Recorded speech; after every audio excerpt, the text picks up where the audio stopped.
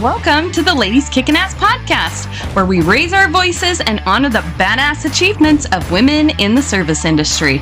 Get ready for empowering conversations, inspiring stories, and a whole lot of ass-kicking energy.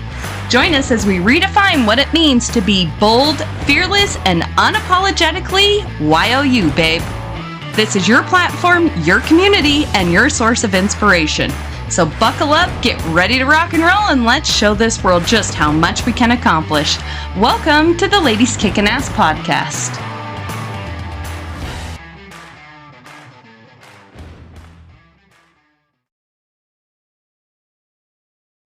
Ladies, I'm so excited that you're here today to be able to listen to this conversation, because today we're going to talk about the thoughts in our heads. And don't run and don't shut off this podcast, because that's a scary place that you don't want to live. If it's a scary place that you don't want to live, then you definitely need to listen to today's conversation, because I know I'm guilty of that. I'm just going to keep myself busy so I don't have to think about things. But that's where all of the processing is done, and we need to be able to take the time to do that. So my guest today is Holly McNeill, and she has an incredible backstory and an incredible formulation that she talks about now when she is teaching people to work through their mindset and their thoughts and what that actually helps them achieve in life. So Holly's background, she was actually an engineer, and not just like some engineer, like a big ass engineer that like did huge billion-dollar project type of stuff. So super cool that you are here with us today. Thank you for paving the way for women in that industry and for being so awesome there. I own a septic business, so anyone that is in the trades or deals with construction stuff is women of my heart, because there's just not enough of us in there, and there needs to be more. So I appreciate that you had such a great stellar career with that. But today you're going to teach us about your Per Love formula. You're going to talk to us about mindset and about the things that we think and how that comes out. So thank you so much for being here with us today, Holly. Thank you, Tanya. I'm excited to be here. And actually, I'm an architect, not an engineer. Architects know a little bit about a lot of stuff, and engineers know a lot about one thing. So yeah, definitely we work together. When I first started, there were not that many women in architecture. So it was a journey on its own. But thank you so much for being here. I'm excited to talk about the transition and kind of how I got to Per Love. Yeah. And my apologies if I said engineer. I obviously work with a lot of engineers. So in my head, I was thinking architect. Yes, you said it. Yeah, engineer. So that's my bad, because that's who I work with all the time. Yeah. So I love that you have like transitioned even from the architecture side of things to like the mindfulness architecture of things. So I would love for you to give us a little bit of your backstory, your professional career, and then what led you to want to retire by age 50 in your field of architecture and move over into coaching and mindfulness. Absolutely. And actually it was quite a long journey. So I became an architect. My father was a home builder, and I liked art, and I liked math, and architecture is one of the few professions that you can put both of those together. And I was really actually quite good in my profession. I got as far as being an associate principal in a large firm. I worked in Mecca, Saudi Arabia, out of Egypt, on a hospital for the Holy Mosque Hospital. I worked for Stanford University in California, and it was all a wonderful journey for me, but I did it for the wrong reasons. I became an architect to be okay, right? To prove that I was worthy from all the anxiety and low self-worth that came about as a child. Very few of us get through life without some kind of trauma or tragedies in our life that we stuff in what I call our little black bag, parts of us that we don't want people to see, or we don't want to show to others. We don't want to look at ourselves. And those things, they fester in there. So I became an architect just to be okay, and I had created as an architect, I created the perfect world. Everything you're supposed to want to be happy according to society's rules, its prescriptions. Mm-hmm. My career, my handsome husband and I built a beautiful home for our two lovely children. that housed our nice cars and hosted our great friends. So I had it all, everything you're supposed to have, right down to our pets, our golden retriever, Mr. Fettuccine, and our slick white cats, of course, named Alfredo. But in the inside, it wasn't, the foundations were flawed. And at age 34, I hit a really low personal point. And I couldn't lie. I was good at faking it, but I couldn't fake it to myself anymore. So at this low point, I made a vow, literally crying on the toilet in the middle of the night, to God, life, Buddha, the universe, anyone out there listening, help me and I'll do better. Give me another chance and I'll change, even though my life looked like it's, the perfect life. And I was given that second chance. So with my karmic debt in tow, I went out to make good on that vow. Now, this wouldn't be easy. At first, catapulted me out of a mutually manipulative and controlling marriage and into an 8-year battle for my children, all while working and, single mom now. And it would take everything I had back then, which wasn't much, to prevent my permanent alienation from them. I was alienated for a time, but I was fortunate in that way. But in stepping on this path and keeping this vow, I also tripped upon this amazing journey that started, even though at first I was so stuck and so lost in my own thoughts, emotions, and feelings, which I call our TEF, and my own patterns, what I call the happiness thief, that I didn't even know what better was. I just had made an intention and I kept it. So things started showing up, answers, even though I didn't know what I was looking for, but answers to my questions, conversations that I would hear people along the way, books, retreats. I went from my hometown in the Black Hills of South Dakota to Minneapolis and beyond. I listened to books, attended retreats, and in the greater New York City area, I practiced Buddhism for 5 years. And about 10 years into my journey, I started to realize, wow, I looked at neuroscience and psychology and spirituality and Buddhism. They're all pointing back to these few simple truths, and I had something to say. So I put 2 intentions out to the world. One was to retire from my chosen profession as an architect before I turned 50. And the second was to have the time and space to write about what I thought I knew back then. And as intentions go, I tell people, you don't have to know how you're going to get somewhere. You just have to believe it's possible. I retired 2 days before I turned 50, and in 2017, I sat down to write. But it wouldn't be until we were all sequestered in our homes during the COVID pandemic that I printed out a book proposal for a manuscript I was working on and still hope to publish someday. And then looking over at it, it was like, Tanya, it was like the lights came on.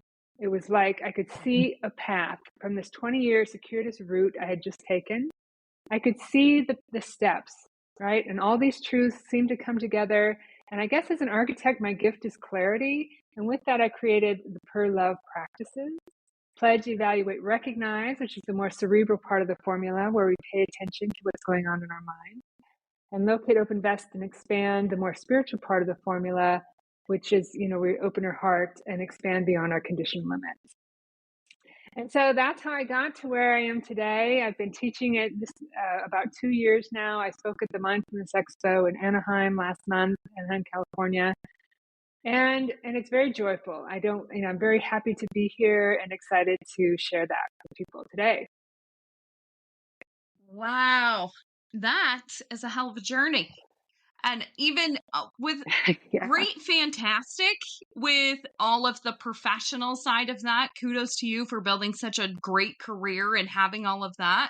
But really going through all the stuff that you went through personally, that is the big stuff. Thank you for being vulnerable and sharing that with us, because a lot of times we talk about our rise that goes up professionally and we forget about all this other stuff that was going on when we did this. And I think for women, we look at this because this is what we like to talk about, is the pretty stuff. And so if we're going through some of the shit like you were, then we feel like, well, we don't have it as together as she does. So thank you so much for sharing that with us, because so many women go through that. And that's the goal. That's the point, that I was on the outside. It looked like I had everything, but I was so lost and so stuck. And so there are women out there like that, and it's okay to be there. It's okay to give yourself compassion and understanding, but you can absolutely find your way to freedom. Absolutely. Oh, absolutely. And that, you know what, if you find yourself stuck in a situation like that, like sit down and really evaluate some things and decide what you want for your life. You're never actually stuck. You just don't know Yeah. what to do next. And And that's so, exactly right. Go ahead. no, you're That's fine. Go exactly ahead. right. You don't have you don't have to know you don't have to know how to get somewhere. You just have to believe that it's possible. The mind is that Hmm. powerful that things will show up in your life. There's a great quote by Rumi. I don't know it exactly, but it's like, look for the path and the path will be there. Believe that for the first 10 years, I had no idea where I was going, but I knew there was better, right? So you're right. You're never stuck.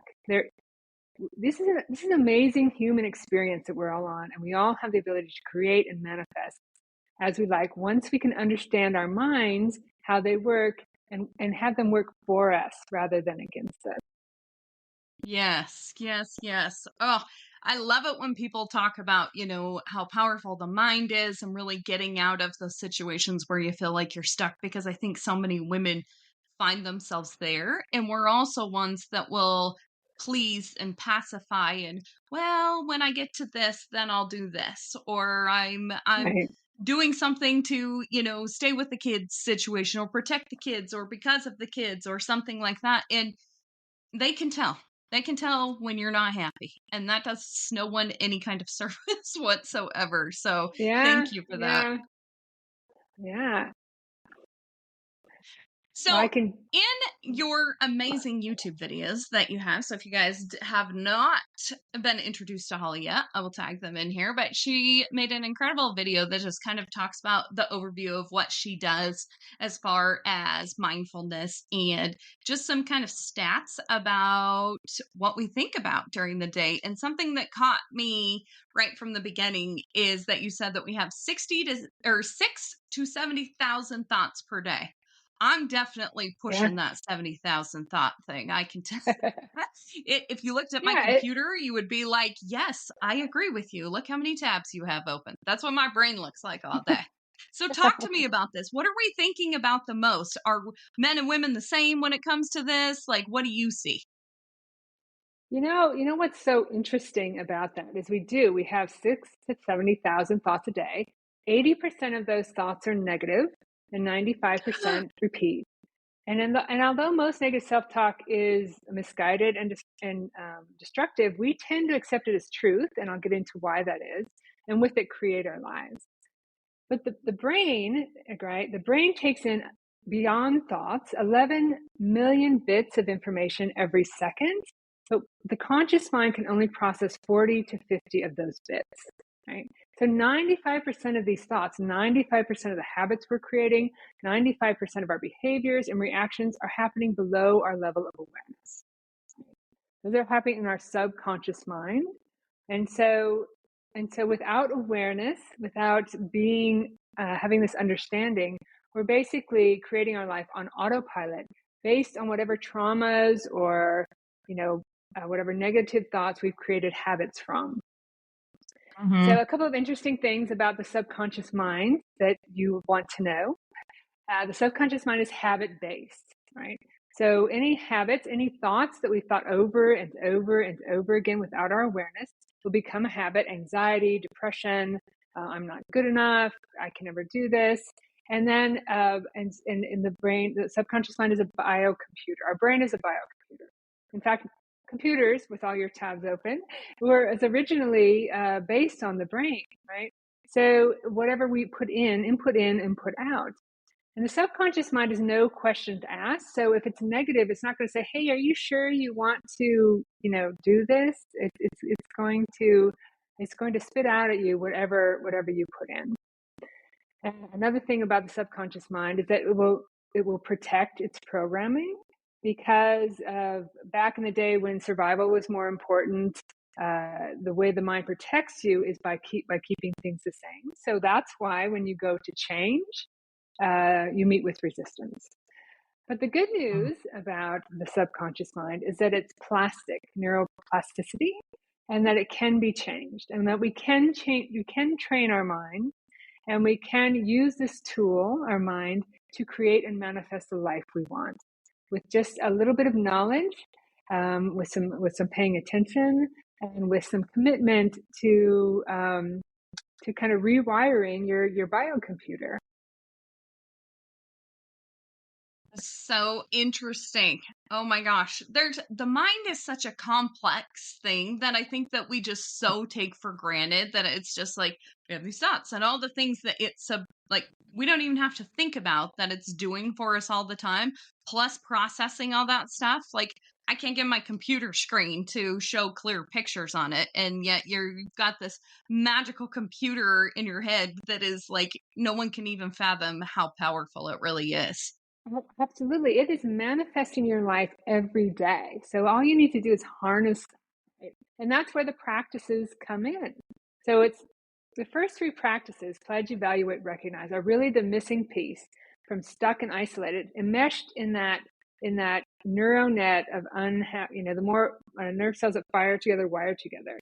Enmeshed in that neural net with the happiness thief, stealing all your happiness, to finding the door to self-exploration.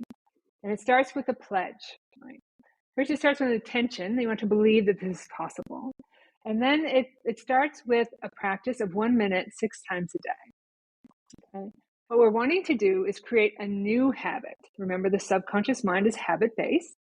So the first habit we want to create is that of paying attention to our thoughts, right? Growing our awareness so that we know on a day-to-day basis what those things are. It is possible to become conscious of what's in your subconscious mind, right? The unconscious mind, not so much, but the subconscious mind, you can bring that stuff up when you pay attention.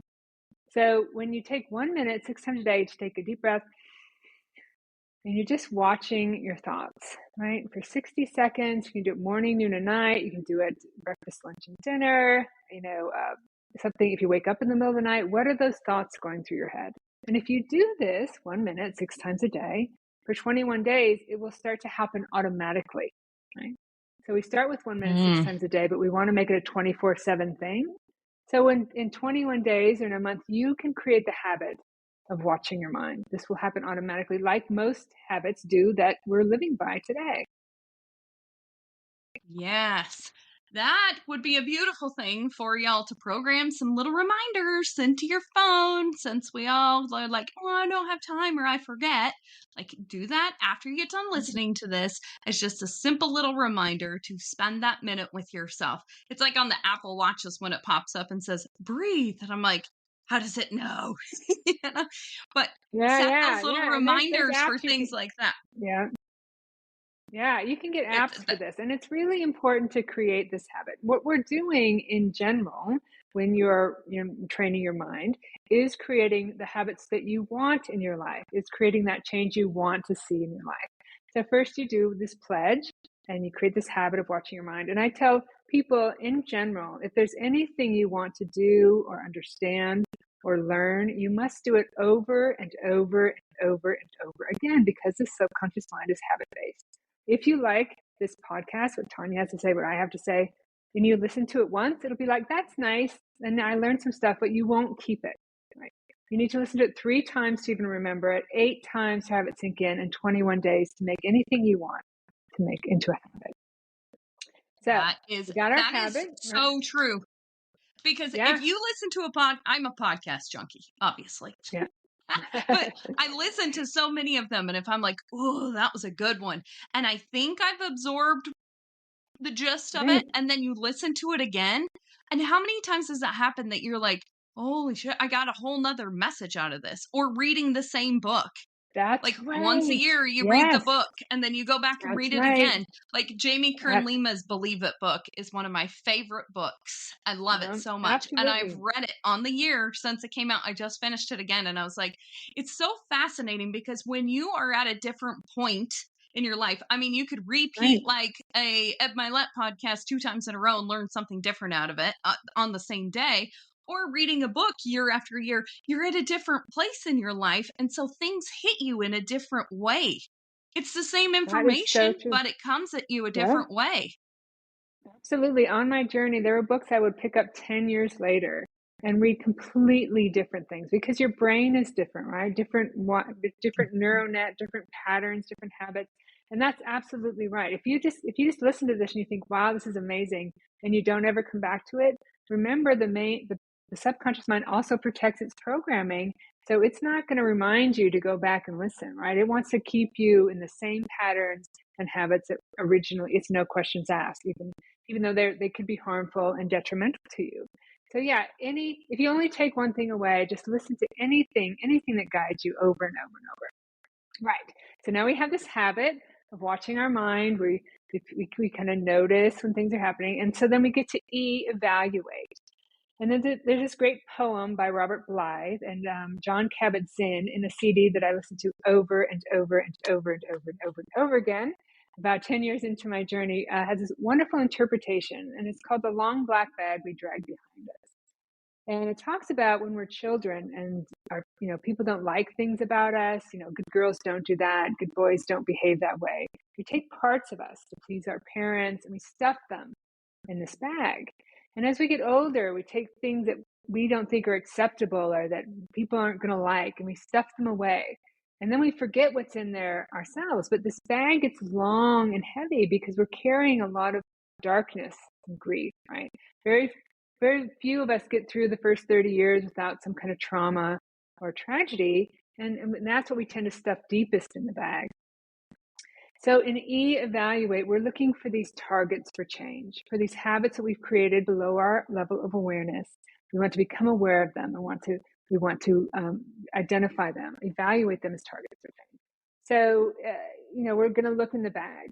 And I tell people to look in with kindness, and compassion, best with honesty, and just kind of start with the things that might be like you kind of maybe intellectually know that you're anxious or whatever. And so you pick one or two of those targets. This is the hardest part of the formula. Where pledge, you do one and done, you create the habit and it happens automatically. Evaluate, you do it in layers, right? Start with the easy stuff first and coming back for the harder stuff later. This is where you start to journal those thoughts, right? So you notice what's repeating. Journal the thoughts, talk to a friend or a therapist, but just start with one or two of those habits or targets that you want to change in your life. Okay. And then in R, recognize it all comes together. Yep. So we have our habits of watching our mind. We've got our targets for change. In R, we recognize these thoughts as they come up in our daily life. Right? And there's a brief moment that when it first arises, if you can catch it, right, then and recognize it for what it is, a thought that mostly probably isn't true, something we've identified as accepted as truth, but never questioned, but it's just a thought. But if you don't catch it, obviously what happens is it drags you down the rabbit hole of despair, or it's like being in the jaws of a mad dog, tossing you this way and that. You're trying to change your outside world to appease these thoughts, which only reinforces them. Emotions, our brain, and I'm sorry I'm talking so much. Let me emotions. Go, it's so good. Okay. So there's this thing in our brain called the hypothalamus. And when we have a thought, positive or negative, it sends peptides into our bodies, right? And also every cell has thousands of receptors. And so if we're sending anxiety peptides or anger, it's saturating these cells. And when those cells split, there's more receptors. And actually, that's why people that are anxious and angry all the time tend to look aged, because they don't have any receptors for the nutrients in your body. And so then you imagine your mind has got this neural net that's all set with these patterns, and your body is all saturated with these thoughts, and then something triggers it, and every cell in your body screams back to your mind in the form of feelings. That's why I call it our TEF, the happiness thief. Our thoughts, emotions, and feelings reinforce each other, right? So it's, again, why change is so difficult, but it is possible. So at first, it's hard to catch those things, to recognize them at first, right? Well, before you get caught and you get dragged down the rabbit hole of despair. But you can catch them. But one of the ways that helps people catch them is the indirect way to recognize, which is acting in ways contrary to your patterns. Right? makes sense. We're creating new habits. And you just have to do this consciously, like when it's 6 times a day, practice compassion, go for a walk, sing a song, um, forgiveness, practice self-love and understanding. And what that does is nerve cells that no longer fire together, no longer wire together, right? So it starts to break up that neural net of old patterns and space for those aha moments to come through, even moments of peace. So it is a process. It doesn't take a lot of time, but it takes your attention and your consistency. But it is possible. And so many teachings come back and point back to these few simple truths that we are not our thoughts, emotions, and feelings. Our true nature, we are so much more than that. Thoughts, emotions, and feelings are only our conditioning, right? We are so much more than that. And if you don't grab onto a thought like a wave in the ocean, it will simply go back. It'll simply dissipate. It has no choice. The happiness thief has no choice but to fall apart. So. Yes. I know I've done a lot of Tony Robbins training, and I know that they say a lot of the times in there, like, Yeah, nothing has meaning except the meaning that you give to it, and that can be your feelings, your that was exactly emotions, right. all of those things, is because really nothing has any meaning. Like, if I drop this microphone, I'm going to start Yeah. crying because I have attachment to it because I love it and it's expensive. you know like, Oh no, it oh really doesn't no. mean, like, if my kid drops it, they're not going to have the same meaning to this microphone that I would have. They would have more of like, oh no, mom's going to be mad type of thing. Right, So it's very interesting if you even right, look at like right, just right, such simple items like the microphone and think, like, if something happens to this is what it means to me. If my son does that, this is what it's going to mean to him. It's so simple that right. it's almost like we try to Yeah. overcomplicate it with all of these things. Or we say, I just recorded a podcast recently and it was so fascinating because we talked about the topic of anger and about women in anger and how it's so often Mm-hmm. stuffed down for so long until it's like, you know, because it's Right, not ladylike to be angry. It's not okay for women to be, aggressive about something or very like they're the crazy lady, or she's crazy because right. she's Oh, angry about exactly. Oh something. yeah. Imagine in the corporate I'm like, world, right? If you're a man, you oh can be yeah. bossy, and if you're a woman, you know what you are, right? Yes, But, absolutely. And I know that very much. And you working as an architect and working right, in the construction world that we work in, if right, I say something to right. somebody, they're like, who does she think she is? If a man walked in and said That's the exact right. same thing, they'd be like, oh, he knows his shit, you know? Like, That's we've dealt with that every day in the industry in which we yeah, work in. And it's something like I absolutely. refuse to let that define who I am as a leader of my business, who I am as a leader of my family. That is, there's nothing wrong with that. It again is Right. what society has put the meaning on of how men or women are supposed to act. Right. And you're absolutely right. It is that there's the book that came out actually in the 80s, which has a terrible title. It's called Sanity, Insanity, and Common Sense, which Dr. Richard Carlson rewrote as you can be happy no matter what. And there's 4 principles in there. And one is the principle of separate realities, that you can see something and your son can see something and you will see it completely differently, right? So Hmm. absolutely, it is the meaning that we put to things. And we might not be in control of our thoughts as they arise, because thoughts will arise. That's another simple truth.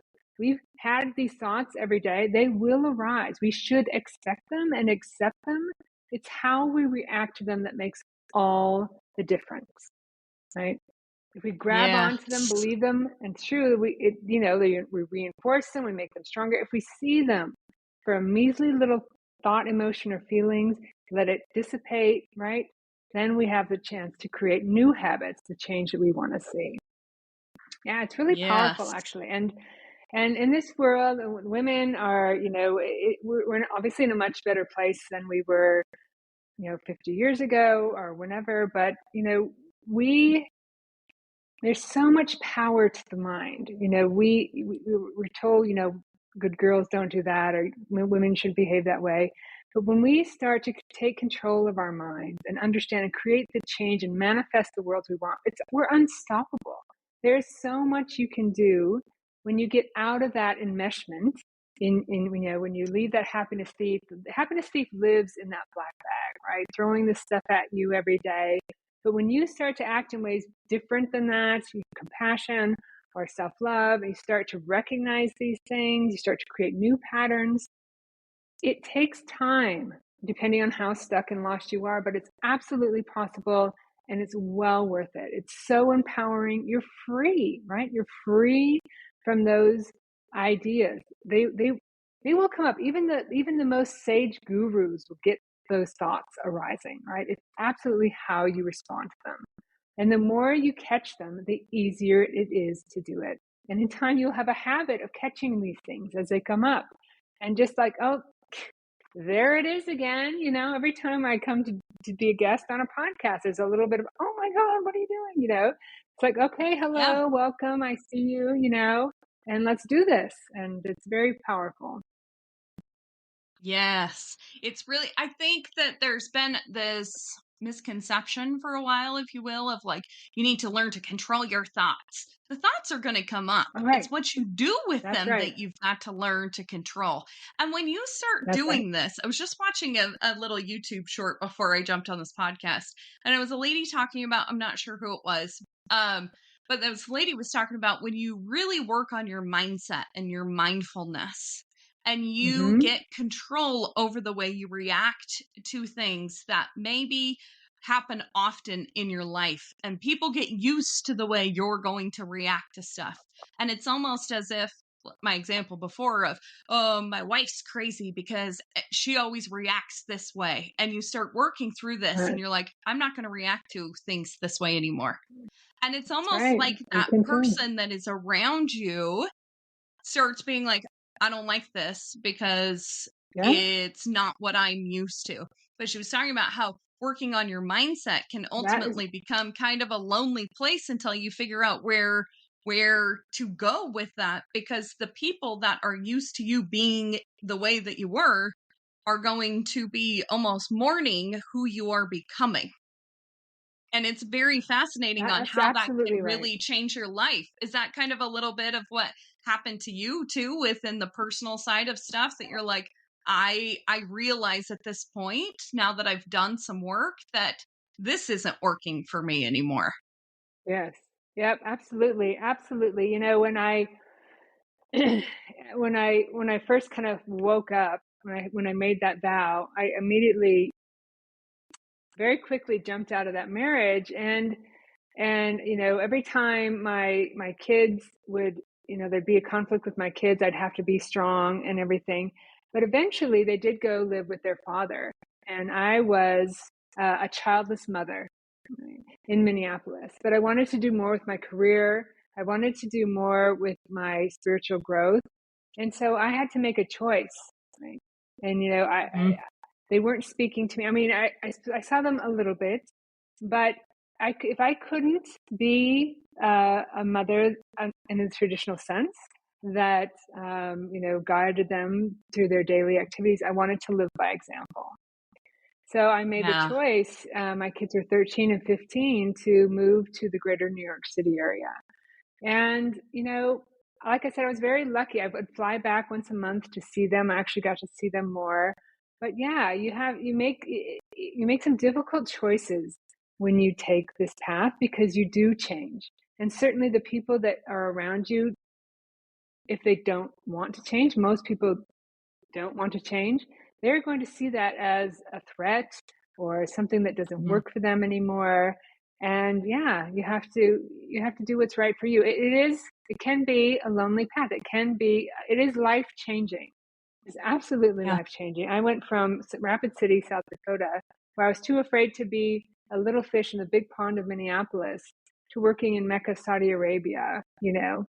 That was all part of my journey and my growth, right? And knowing that, you know, and stretching that envelope of comfort and reacting to, and knowing that that comfort is going to come, that discomfort is going to come up, because it is. Mhm. Anytime you go and stretch, it's the happiness thief, like, I can get you back. It's your brain trying to get you back into those old patterns. But if you know it and you recognize it, then you can manifest whatever you want to manifest in your life. But as you Yeah. said, Tanya, absolutely, it can mean major changes for who you're with, what your career is, where you live, and everything.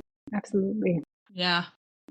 It really It's can, but there badass. is no greater yes, it is badass.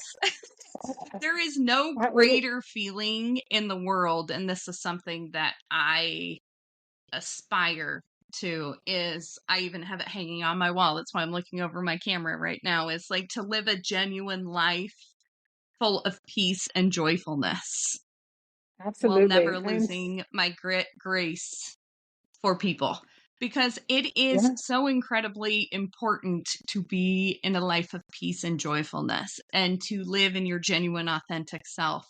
And you cannot yeah. do that if you are just living for everybody around you or staying Right.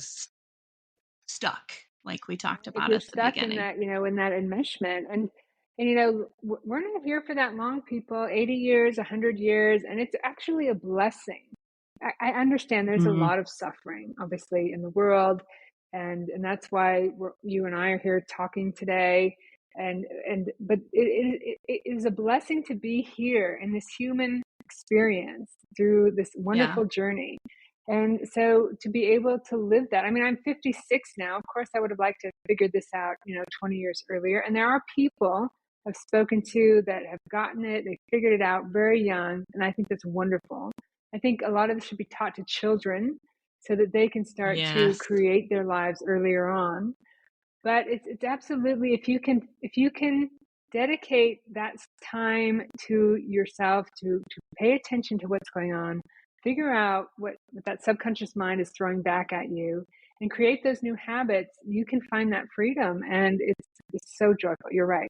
It's worthwhile, people. I recommend it. Yeah.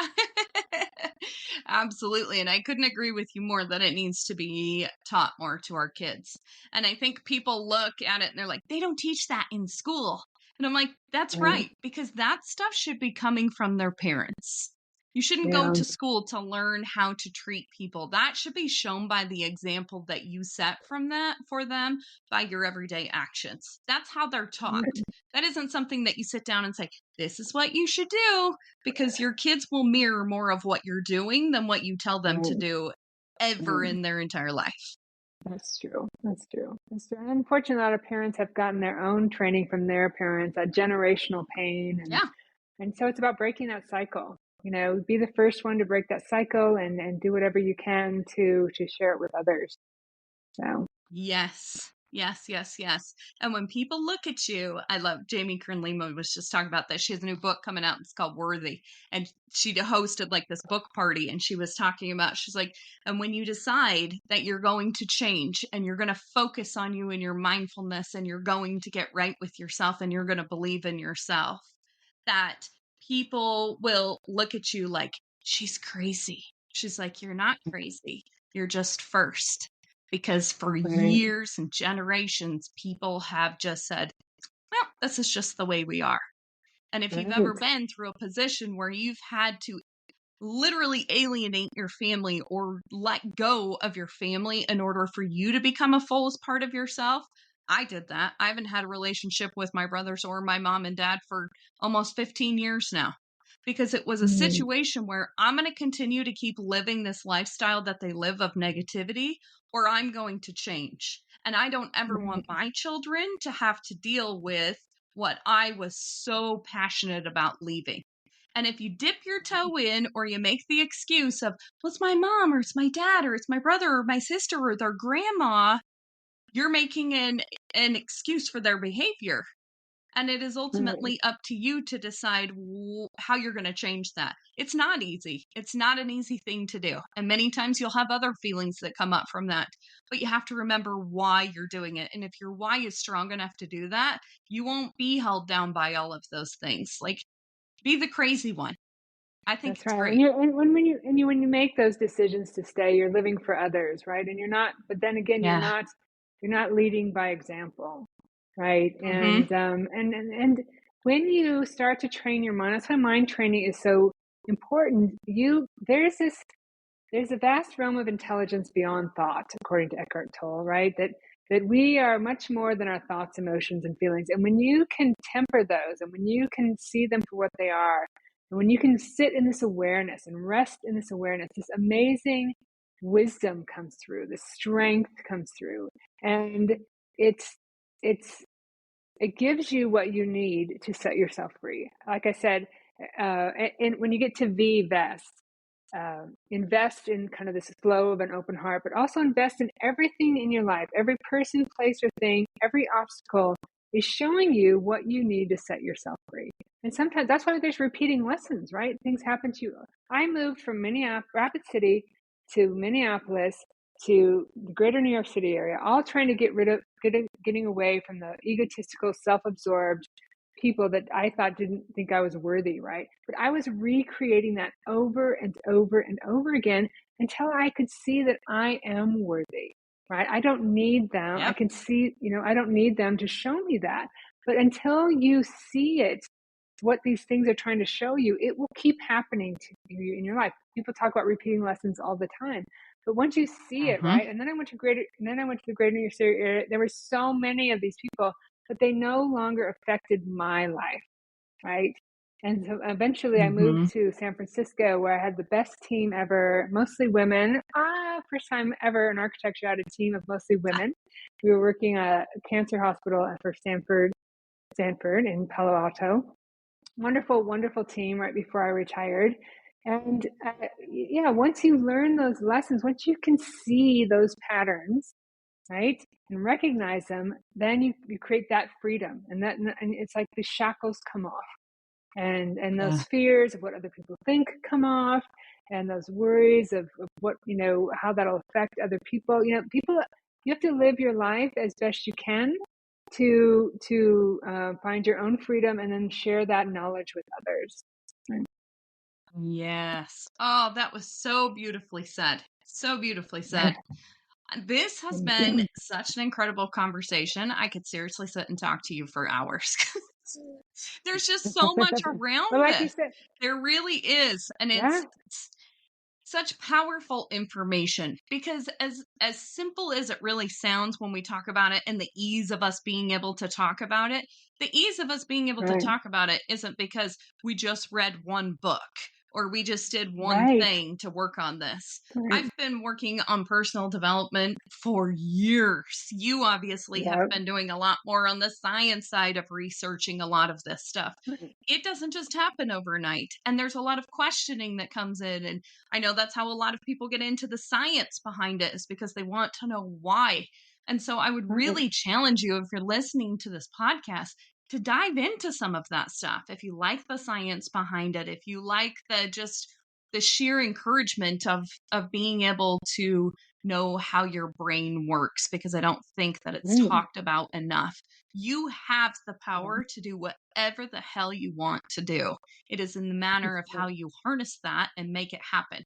And that is believing that you're worthy and actually moving one step forward, even if it's only at 1 minute a time, 6 times a day. That's right.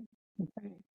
So yes, I Fantastic. thank you so much for having me on today. And so I do have a class that if you go to perloveformula.com and sign up for my newsletter, every month I send out a newsletter that kind of invests insights into one of the practices, and I'll have this podcast tagged or linked, but also there you'll get a link to a class called the Lost Formula to Happiness that goes through each one of the practices and the gurus and teachings behind it, the science and neuroscience, the psychology, the spirituality, all of it.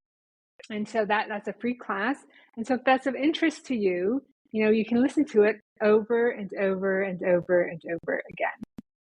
I also have a monthly forum that I do. It's called the Perfect Practice Forum. It's a very low cost, where we go through each practice in detail. And we go through modules, first the basics, then from the outside in. And then there's a module called Simple and Obvious. Because like you said, Tanya, I read a book, You Can Be Happy No Matter What. 10 years later, I read it again and I see a little footnote at the bottom that takes you back to that book Sanity and Common Sense. When I read that book from 1980s, it was like, oh my gosh. And the guy and the author of that book, who nobody knows about and can't be found, or there's no history of him, he says how when he saw it, when the veil was lifted, how simple and obvious it really is. So if you do practice, if you do spend some time with this, you too will see, you will make those connections, those aha moments of wisdom will come through, and you'll be like, oh my God, I can't believe how straightforward this is, right? As you think, so shall Yeah. you be. So knock yourselves out and, go for it and believe that it's possible, and you will find your way. Yes. Oh, so good. I have all of your links already queued up here so that I will make sure that all of those go in the show notes so people can easily find you. On social, where's your favorite place to hang out at? And Instagram. If you just type in Per Love, PERLOVE, I'll come up. Per Love with Holly McNeill is my Instagram handle. I post some things on there. I do post clips from podcast interviews. And Tanya, this one has been wonderful. I love your podcast. I love the name of it. I'd love to hear more about your journey. It sounds like it's been similar, right? Made some major changes in Yeah. your life, and you seem to be doing really Yes. well, and really, really kind of just bright and open and loving and kicking ass all at the same time, which is wonderful. So thank you so much for Well, that's having me why today.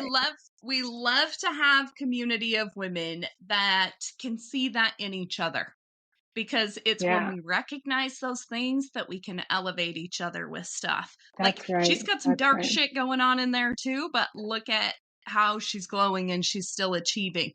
If I'm Yeah, struggling, I can go to her and say, help me. And there's no judgment right. because she's been there before. And that's the most That's important right. thing in the world to me, because so many women feel alone. And so this has Yeah. been an incredible conversation around that. So because you already said that you loved the title of the show, I want to ask you this question in closing that I always ask everyone. What does the phrase Ladies Okay. Kickin Ass mean to you, Holly? It just means that anything is possible, right? That you can go. I am living proof, and it sounds like you are as well, from stuck and isolated and lost. You don't even have to know how to get there. You just have to believe it, and you can find your way to whatever it is you want. You're kicking ass all over the place. It's just so true. And I just, want to get that message across that if you feel like there's no way out, there's a way out, and Per Love is just one of them. There are many, many paths that'll send you back to your truth, where you can kick ass and make your life whatever you want it to be.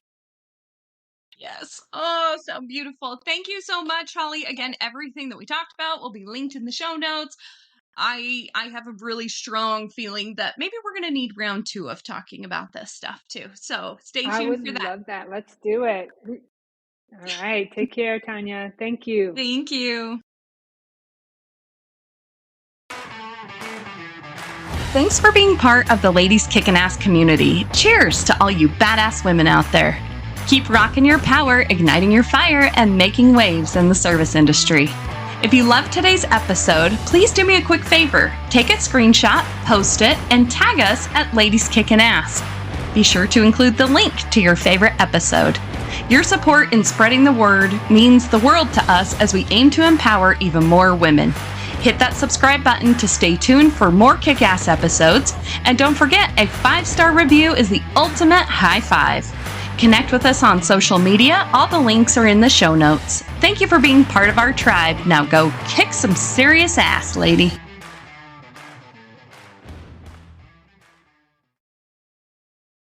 Hey there, ladies. Want to supercharge your personal growth journey with insights from the best in the business? I've got a treat for you. I have been raving throughout many of these podcasts about this incredible self development app called Growth Day. Imagine learning from industry powerhouses like Mel Robbins, Ed Milet, my girl Lori Harder, Brendan Burchard, Mel Abraham, Lisa Bilyeu. Oh my gosh, there's so many more. And guess what?